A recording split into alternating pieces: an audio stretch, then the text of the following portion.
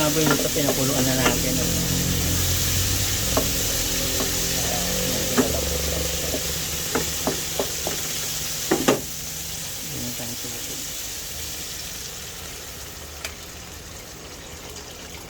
Para mapakuluan, mapalambot na yung baboy.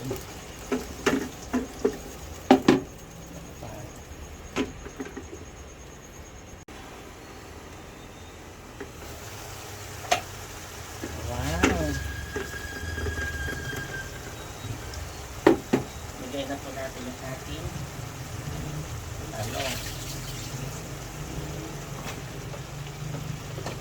Dami talong ano.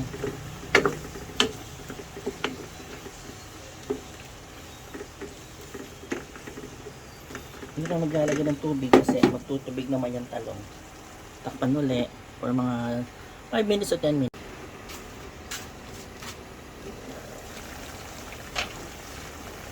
Lagyan na po natin ang ating bagoong.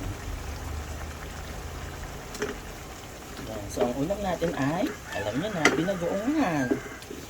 Binagoang baboy with talong. But always add naman na pag kulang. Kasi naman sa sobra.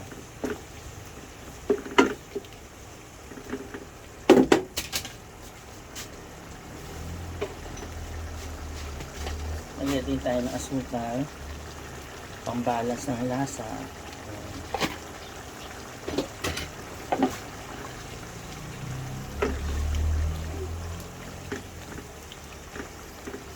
Simmer for 5 to 7 minutes na lang.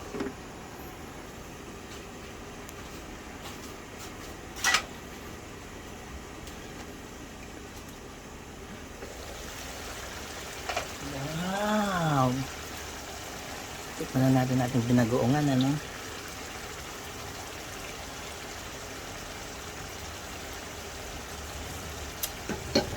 Ay, wow, ang sarap. Tsaka malambot na yung baboy. Try na natin.